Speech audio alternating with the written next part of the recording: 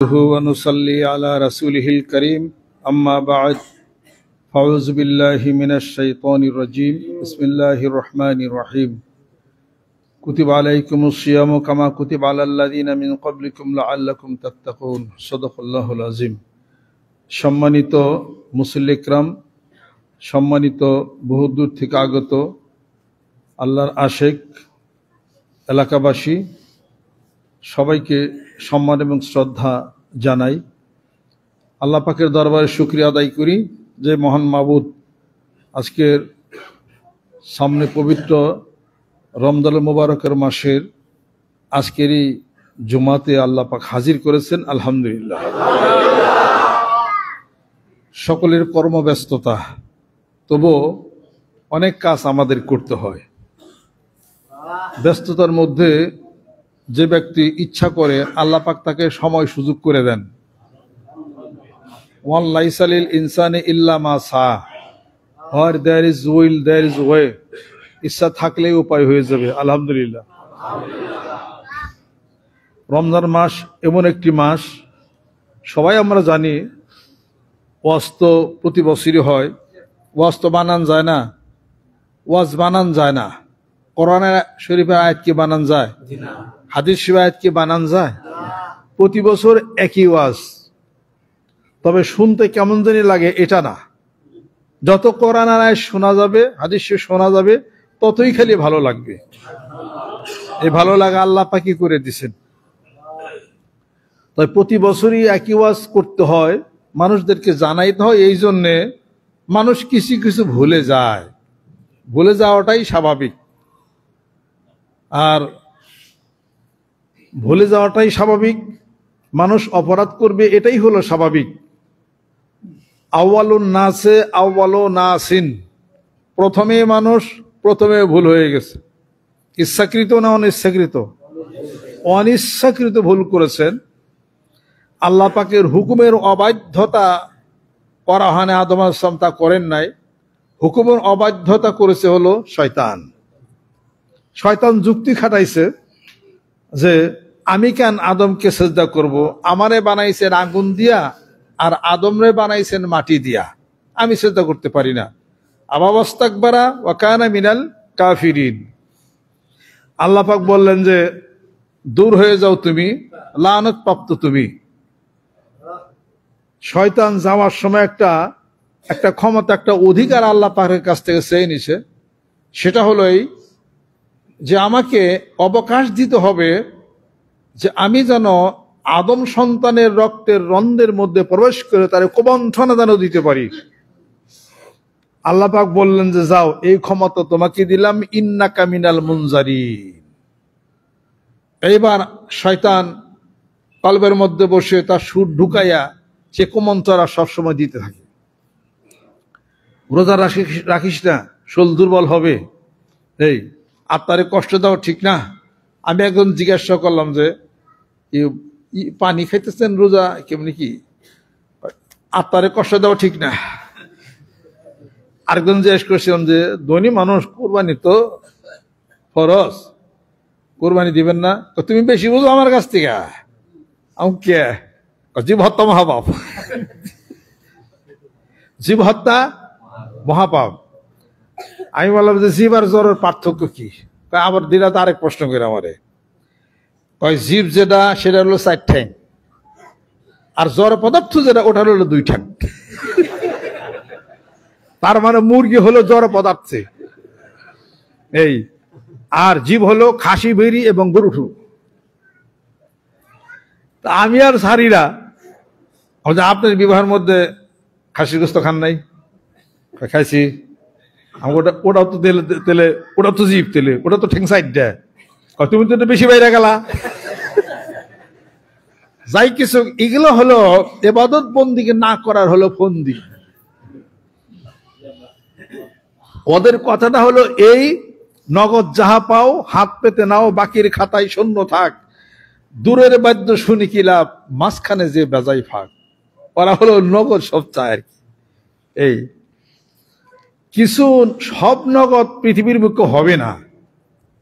সব নগদ যদি চান, এই নগদ কিন্তু হবে না। আর দুনিয়া মাজরাতুল আখিরা, দুনিয়া হলো আখেরাতের কৃষিক্ষেত্র। এখানে কিছু করতে হবে, কবরে যাইয়া জমবে, ওখানে বসে ফল খাওয়া যাবে। জোর করছো সুবহানাল্লাহ। আল্লাহ নবী সাল্লাল্লাহু আলাইহি ওয়াসাল্লাম যাইতেছেন, দেখেন আবু হুরায়রা কি করো? কয় রাসূলুল্লাহ, গাছ লাগাই। আপনি তো বলছেন মামিন মুসলিমিন ইয়াহরুসু হারসান ওয়া ইয়াগরুসু গারসান ইয়াকুলু মিনহু তারিউল বাহিম ইল্লা কানাত বিহি সাদাকাতাল্লাহ। গাছ লাগাইলে দান সদকা হবে, এইটা পালন করি। এটা ঠিক আছে, গাছ লাগাও, জান্নাতে গাছ লাগাইবে না? জান্নাতে গাছ লাগাবো। তাহলে পরে এই গাছ বাদ দাও আপাতত। বলো সুবহানাল্লাহ। যেই ব্যক্তি একবার সুবহানাল্লাহ বলবে, জান্নাত একটা বৃক্ষ তার জন্য তৈরি হবে। সুবহানাল্লাহ। রমজানুল মুবারকের মাস ইবাদতের মাস, রমজানুল মুবারকের মাস কোরআন নাজিলের মাস, রমজানুল মুবারকের মাস সংযমের মাস। এই জন্য বলা হয় হলো কুতিবা আলাইকুমুস সিয়াম। সম শব্দের অর্থ হলো বিরত থাকা, বিরত রাখা। লাজিম মুতাআদ্দিদ দুইটার অর্থই হয় এটা। কাজে সংযমের মাস, বিরত থাকার মাস, জাকাতের মাস, স্বর্ণের জাকাত, রূপার জাকাত, ওসরের জাকাত, এরপরে দিবেন আপনার দেহের জাকাত। এই জাকাত খুব কম মানুষই বলে। একটা বছর এই দেহটাকে খাটাইলেন, এত কিছু খাইলেন, পোলাও কোরমা এটা ওটা হ্যান ত্যান সব বিড়ির থেকে আনবো, কোনো কিছু খাওয়া বাদ নাই। এত কিছু খাইলেন, দেহের জাকাত দিবেন না? দেহের জাকাত হলো 30টা দিন ফজর তুলহার আগ পর্যন্ত এবং সন্ধ্যা পর্যন্ত, বেলা দেওয়া পর্যন্ত সমস্ত পানাহার থেকে তুমি হেফাজত হইবা। সুবহানাল্লাহ। দেহের জাকাত। জাকাত শব্দের অর্থ হলো পবিত্রতা। জাকাত আদায় করলেন, টাকা পবিত্র হয়ে গেল। আল্লাহ নবী সাল্লাল্লাহু আলাইহি ওয়াসাল্লাম বলেন, তোমার জাকাত আদায় না করলে তোমাদের ভালো টাকাগুলিকে জাকাত আদায় করতে যে পরিমাণ অর্থ, এটা ওটাকে খাইয়ে ফেলবে। আর যে জাকাত আদায় করে মাল পবিত্র হয়ে যাবে, মালের বৃদ্ধি হবে। দেহে যদি রোজা 30টা না রাখি, তাহলে দেহের জাকাত কি হবে? তাহলে দেহ অলস হয়ে যাবে, এই দেহের রোগ আরো বেশি বাসা বাঁধবে। অতএব মুসলমানরা রোজা রাখে, টুপিওয়ালারা সুস্থ। যেরকম সুবহানাল্লাহ। টুপিওয়ালারা সুস্থ। ওরিয়েন্টালিস্ট যারা আছে, পাশ্চাত্যবিদ যারা আছে, গোটা বিশ্ব পৃথিবীর আধিপত্যবাদ যারা কাম করে, অনেক শক্তি নাকি তাদের আছে, সব বিকৃত মস্তিষ্ক। দেখেন ওই দেখেন ব্রেনটন, একটা বিকৃত মস্তিষ্ক। মসজিদের মধ্যে ঢুকে কাম নাই জাম নাই, মাথার মধ্যে মোবাইল এলাকায় মোবাইল লাগিয়া ভিডিও করতেছিল, আর গুলি করে মানুষ মারছে। আমেরিকা এত উন্নতশীল দেশ, রাশিয়াও এত উন্নতশীল দেশ, কোনো কাম নাই জাম নাই, ঘরের মধ্যে বন্দুক নিয়ে ব্যক্তির গুলি করে মেলা। তার মানে কি? ওদের মাথার ব্রেন ঠিক নাই। মুসলমান কখনো এই কাজ করে না। সুবহানাল্লাহ। মুসলমান যখন করে, ধর্মীয় হানাহানি যেখানে আছে ওইখানে খুন খারাপি হবে। যেমন পাকিস্তানে শিয়া মারে সুন্নিরে, সুন্নি মারে শিয়ারে। রাজনৈতিক কোন্দল থামানো যাবে, ধর্মীয় হানাহানি কিয়ামত পর্যন্ত চলবে। এই হানাহানি থামানো যাবে না। আর এটা সিস্টেমে এটা হতেই চলছে। আল্লাহ পাক আমাদেরকে যেন কবুল করে নেন। আজকে বাংলাদেশে অশান্তি বিরাজ করতেছে, কথা ঠিক কিনা? শান্তি আনতে হবে কিনা? শান্তি আনা দরকার। শান্তি আনবে কে? শান্তি আল্লাহ আনবে, মানুষের মাধ্যমে আনবে। যারা শান্তি চায় তাদের দ্বারা শান্তি প্রতিষ্ঠা হবে, আর যারা শান্তি চায় না, শান্তি প্রতিষ্ঠা তাদের দ্বারা হবে না। অতএব আয-যুলমু মুরতাহু ওয়াখিমুন, অত্যাচারের প্রতিফল ভয়াবহতার মধ্যে এসে যাবে। আল্লাহ পাক বলেন, আমি এক দল আরেক দলের উপরে প্রাধান্য বিস্তার করে দেব। এটা আমার হলো কলা কৌশল। ওয়ালা ওয়ালা দাফুল্লাহিন নাস বা'দাহুম বিবাদিন লা ফাসাদাতিল আরদু ওয়ালাকিন্নাল্লাহা যু ফাদলিন আলাল আলামিন।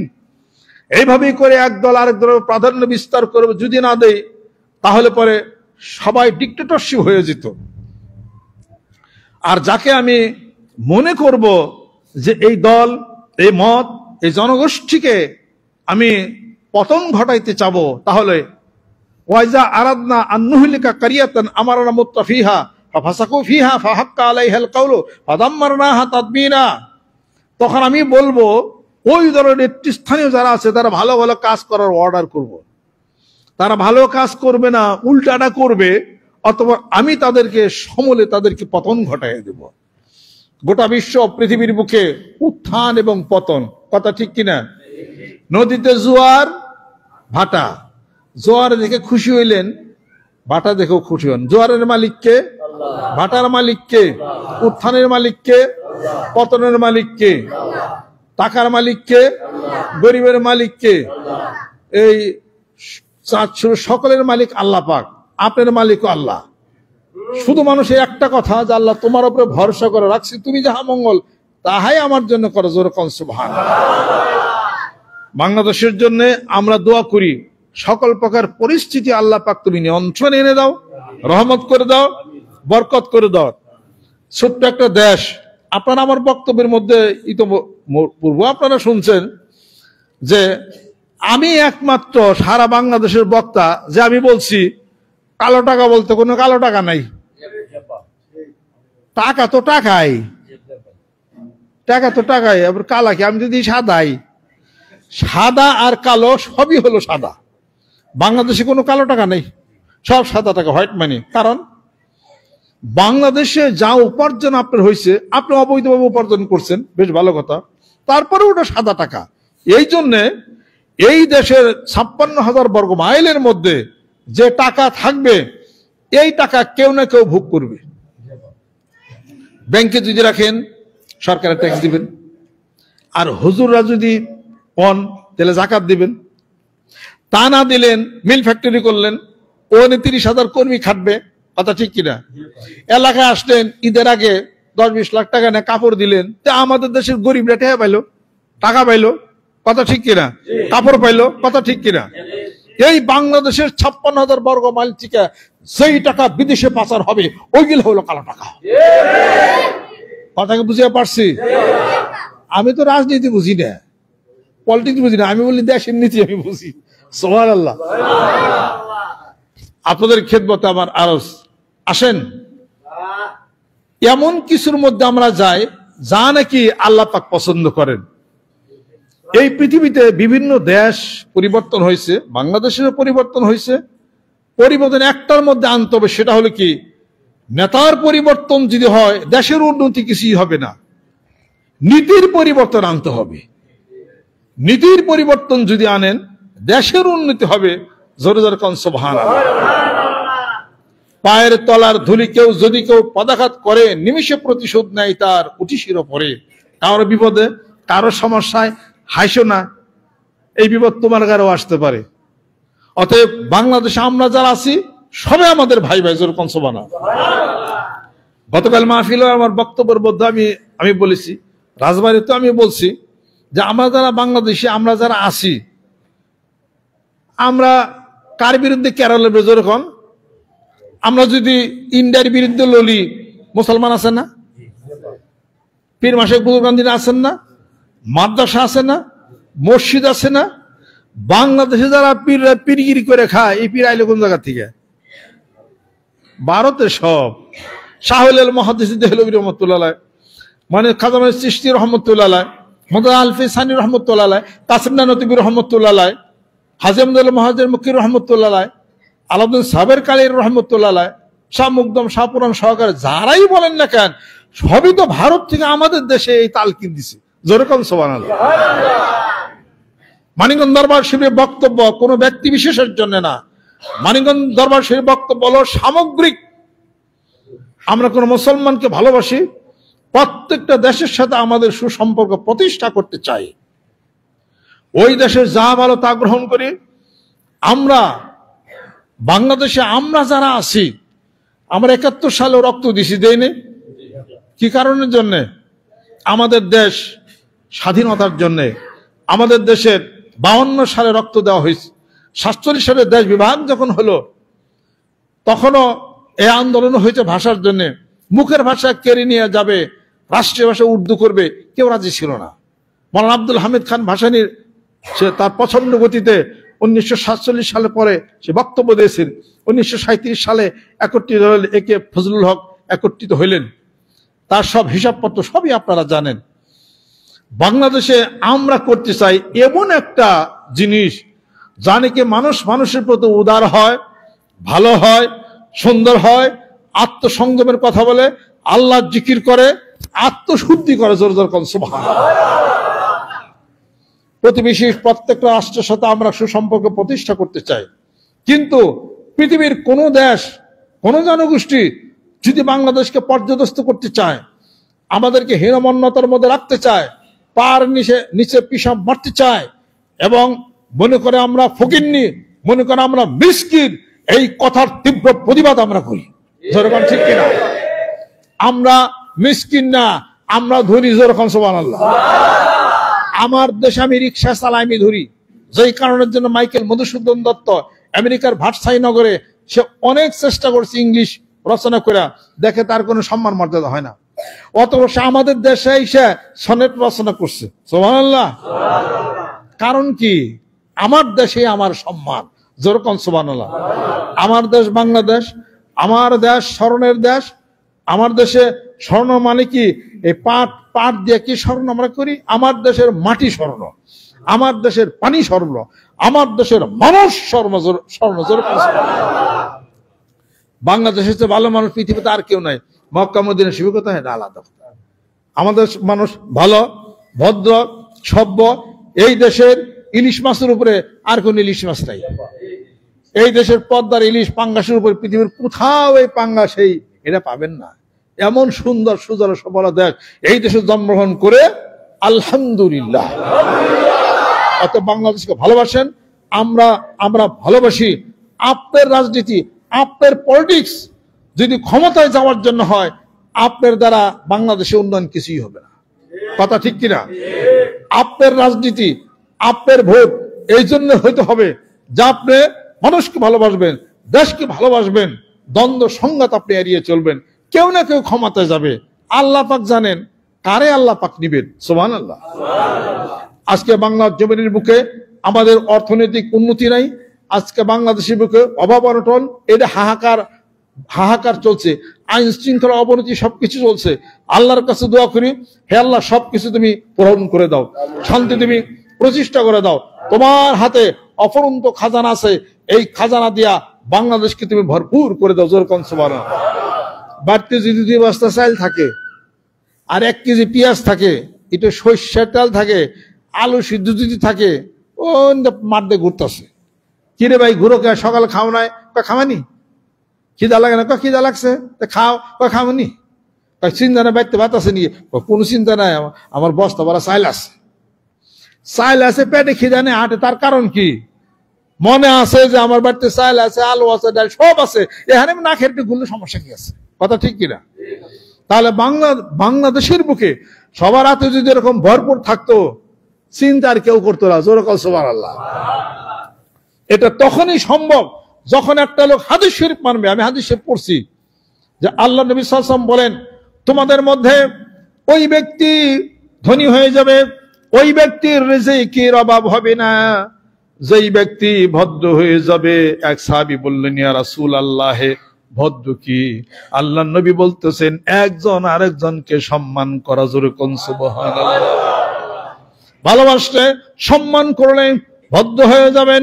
আল্লাহর নবী সাল্লাল্লাহু আলাইহি সাল্লাম বলেন, কোন ব্যক্তি যদি ধনী হতে চায়, অবস্থার পরিবর্তন করতে চায়, ওই ব্যক্তি যেন ভদ্র হয়ে যায়।